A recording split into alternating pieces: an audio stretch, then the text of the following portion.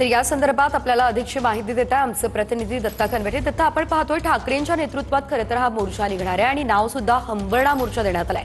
काय update?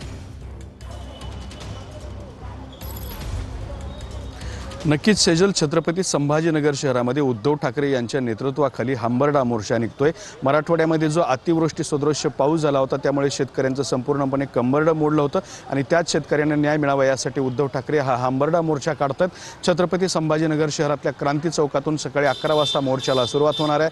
Kranti Chowk, Paithan gate ते गुलमंडी असा साधारण 2 ते 3 किलोमीटरचा हा मोर्चा असणार आहे। या मोर्चामध्ये स्वतः उद्धव ठाकरे हे चालणार असल्याची सुद्धा माहिती आहे आणि गुलमंडी परिसरामध्ये आपण जर बघितलं तर हा समोर मंच तयार करण्यात आलेला आहे। याच मंचावरून उद्धव ठाकरे हे सर्व शेतकरी आणि कार्यकर्त्यांना मार्गदर्शन करणार आहेत। उद्धव ठाकरे आजच्या या सभेत काय बोलतात हे पाहणं महत्त्वाचं ठरणार आहे। मात्र उद्धव ठाकरे यांच्या या हंबरडा मोर्चावरून सगळीकडे तर्कवितर्क आणि चर्चांना सुद्धा उधाण आलेलं आहे। काल एकनाथ शिंदे उद्धव ठाकरे यांच्यावरती निशाणा साधला होता की थोडासा हंबरडा बाकी ठेवा म्हणले होते आणि आपण जर हा समोर बघितला तर हा मोर्चाचा मार्ग असणार आहे। समोर आपल्याला पैठण गेट दिसतंय आणि त्या पलीकडे क्रांती चौक आहे। क्रांती चौकातून हा मोर्चाला सुरुवात होणार आहे आणि गुलमंडीवरच्या याच मंचाच्या परिसरामध्ये हा जो मोर्चा आहे त्याची सांगता होणार आहे। आजच्या या मोर्चातून उद्धव ठाकरे सरकारवरती काय निशाणा साधतात हे पाहणं महत्त्वाचं ठरणार आहे। मात्र शेतकऱ्याच्या प्रश्नांवरती एक प्रचंड मोठा मोर्चा उद्धव ठाकरे आज संभाजीनगर शहरात काढत आहेत। शेजल, अगदीच धन्यवाद दिलेल्या सर्व अपडेटसाठी।